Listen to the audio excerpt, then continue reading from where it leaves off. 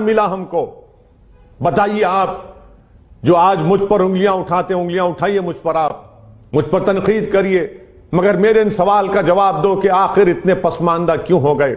آخر کیا وجہ ہے کہ کوئی کھڑے ہو کر ہم قتل عام کی بات کرتا ہے، اور جو لوگ آج اتر پردیش میں چاہے سماجوادی کا اکھلیش ہو یا بسپا کی بہن مایاوتی ہو یا جین چودھری RLD کی، ان کی زبانیں کیوں نہیں کھلتی ان لوگوں کے خلاف؟ آخر یہ کون سی مصلحت ہے؟ یہ مصلحت نہیں ہے، یہ بزدلی ہے، یہ بزدلی بھی نہیں ہے، بلکہ یہ ان تمام باتوں پر خاموشی، ان کی نیم رضامندی کی بات کرتے ہیں۔ میرے عزیز دوستوں اور بزرگوں، تیسری اہم بات جو میں آپ سے کرنا چاہ رہا تھا، مجلس اتحاد المسلمین آج سے 70 سال پہلے اپنے سیاسی سفر کا آغاز کیا۔ ہمارے بزرگوں نے بڑی محنتیں کی، بڑی قربانیاں دیں، جیل کی صحبتیں برداشت کی، الزامات کو برداشت کیا، خاک اور خون کے دریاؤں سے گزرنا پڑا، کبھی حیدرآباد سے تو کبھی شہر بدر ان کو کر دیا جاتا تھا، مگر ان تمام مصائب اور مشکلات کے باوجود بھی کامیابی کے ساتھ الحمدللہ اللہ کے فضل و کرم سے مجلس اتحاد المسلمین نے اپنے سیاسی سفر کو طے کیا۔ ہم نے بھارت کی جمہوریت کو مضبوط کیا، سنویدھان نے جو ہم کو حقوق دیے ان حقوق کو حاصل کرنے کے لیے مجلس سیاست میں حصہ لیتی ہے، اور ہمارا ماننا یہ ہے کہ ہم کو سیاست میں حصہ لینا پڑے گا۔ جب ہم سیاست میں حصہ لیں گے تو ووٹ بھی حاصل کرنا پڑے گا، ووٹ سے ہم اپنی طاقت کے مظاہرے کریں گے، اور سامنے والے کو بتانا پڑے گا کہ ہاں یہ میری طاقت ہے جو جمہوریت ہم کو اس بات کی اجازت دیتی ہے۔ ہم کو اپنے امیدواروں کو کامیاب کرنا ہے۔ اتر پردیش کی سیاست آج آپ دیکھیے کیا کہہ رہے ہیں یوگی آدتیہ ناتھ۔ جب ہندوستان ٹائمز کے ایک سینئر صحافی نے ان سے پوچھا کہ آپ کا تعلق فلاں شتریہ برادری سے ہے، تو اتر پردیش کے مکھیہ منتری نے کہا کہ ہاں مجھے اس پر فخر ہے۔ دلی کا چیف منسٹر کہتا ہے، اپنے آپ کو بنیا کہتا ہے۔ اسد الدین اویسی تو یہ کہہ رہا ہے کہ میں مظلوموں سے انصاف چاہتا ہوں، میں ان سے انصاف چاہتا ہوں جن کو دبایا گیا، کچلا گیا، جن کو مارا گیا، جن کے نوجوانوں کا مقدر جیلوں میں ڈال کر ان کی جوانی کو برباد کر دیا گیا۔ میں حصہ داری کی بات کر رہا ہوں، میں بھاگیداری داری کی بات کر رہا ہوں، میں انصاف کی بات کر رہا ہوں، میں جسٹس کی بات کر رہا ہوں، ڈگنیٹی کی بات کر رہا ہوں۔ بتاؤ یہ کون سا آسمان ٹوٹ پڑا کہ آج آپ ہم پر جب ہم یہ جائز مطالبات پیش کرتے ہیں تو یوگی آدتیہ ناتھ یہ کہتا ہے کہ ہاں شتریہ ہونا کوئی بری بات نہیں ہے، دلی کا مکھیہ منتری کہتا ہے کہ بنیا ہوں، بنیا ہونا کوئی بری بات نہیں ہے، تو پھر بتاؤ جمہوریت میں الپ سنکھیک سماج کو انصاف کیوں نہیں ملے گا؟ اگر وہ سچ ہیں تو میں بھی سچ ہوں۔ میں کسی مذہب کی برتری کی بات نہیں کر رہا ہوں، میں حق کی بات کر رہا ہوں، میں برابری کی بات کر رہا ہوں۔ اگر ان کو سمان مل سکتا ہے تو مجھے بھی سمان ملنا چاہیے۔ کب تک میرے مقدر میں دری بچھانا شامل ہوگا؟ کب تک میرے مقدر میں اغیاروں کی چوکھٹ پر جا کر ٹکٹ کی بھیک مانگنا پڑے گا؟ میرے عزیز دوستوں اور بزرگوں، مجلس کے بزرگوں نے قربانیاں دیں تو آج اسد الدین اویسی آپ کے درمیان میں کھڑا ہے۔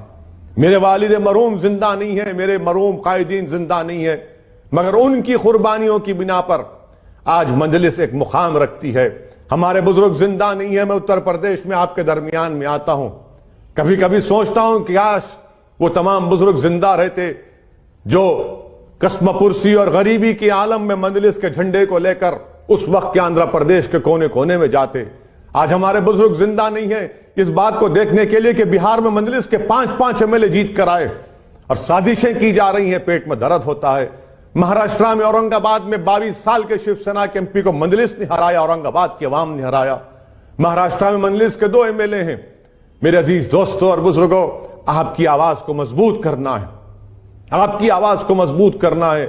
بتائیے اتر پردیش کی جنتا میں آپ سے کہہ رہا ہوں، لونی کی عوام میں آپ سے کہہ رہا ہوں، جو گاندھی سے محبت کرتے ہیں، جو بھارت کے سنویدھان سے محبت کرتے ہیں، بتاؤ یہ کون سی بات کل اکھلیش یادو کے ایک الائنس پارٹنر نے کر دی؟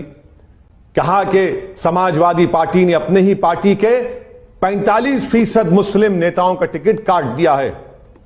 بتاؤ پھر جب میری بات کیا بات سچ ثابت نہیں ہوئی؟ میری بات کہ آپ کو مجبور کر دیا جا رہا ہے، آپ کو غلام بنایا جا رہا ہے، آپ کو محتاج بنایا جا رہا ہے، ان لوگوں کے آپ کو بھیک منگنے پر مجبور کر دیا جا رہا ہے۔ अरे प्रयागराज में, धर्म संसद हरिद्वार रायपुर का हुआ तो अखिलेश, जयंत, बहन मायावती कोई मुंह नहीं खोलते, कोई मुंह नहीं खोलता। आज उन्हीं के साथ वाला कह रहा है कि 45% सपा के मुस्लिम नेताओं का टिकट काट दिया गया। अरे ये मजबूरी, ये मोहताजी छोड़िए, आप नेता बनिए, आप नेता बनिए, कायद बनिए। मैं आपके पीछे खड़े रहने को तैयार हूं, मैं आपको अपने कंधे पर बिठाने के लिए तैयार हूं। अगर आप समझते कि असदुद्दीन ओवैसी की मौत अगर आपको फायदा पहुंचा से, मैं तैयार हूं उसके लिए, मगर अपना हिस्सा तो हासिल करो। कब तक तुम दरी बिछाओगे? कब तक तुम अगयारों की महफिलों में बैठकर उनके सामने जी हुजूरी और गुलामी करोगे?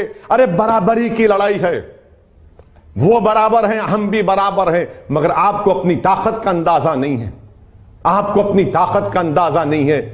मैं आपको एक अपील कर रहा हूं कि मजलिस को एक बार मौका दीजिए। उत्तर प्रदेश में ये हुकूक की लड़ाई है, ये संविधान के बचाने की लड़ाई है, ये गुलामी की जंजीरों को तोड़ने की लड़ाई है, ये बेबसी से आजाद होकर उम्मीद पैदा करने की लड़ाई है।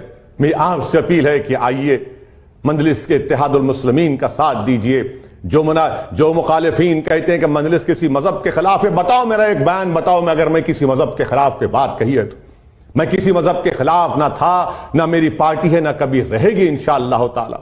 मैं तो चाहता हूं कि भारत का संविधान मजबूत हो, देश मजबूत हो, इतना मजबूत हो कि चीन की आंखों में आंखें डालकर उनको डेप्सांग, डेमचाक और हॉट स्प्रिंग से उखाड़ कर फेंक दिया जाए, जो आज हमारी फौज को पेट्रोलिंग करने नहीं देती। मैं तो हर शोबे हयात में भारत की तरक्की को देखने का ख्वाब देखता हूं।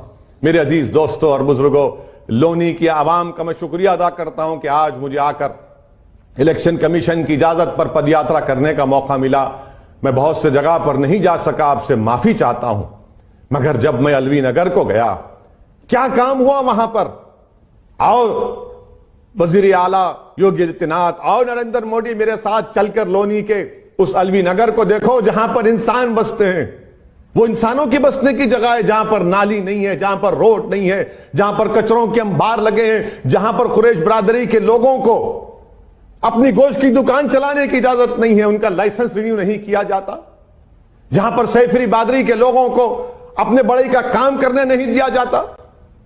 जुल्म की इंतहा हो गई कि भारत के कैपिटल से आधे घंटे के फासले पर क्या बोलते हैं कि हिंदौन का एयरपोर्ट है। कौन सा है हिंदौन के एयरपोर्ट में लिखा है कि गोश्त की दुकान नहीं खोली जा सकती कुरैश बरादरी की?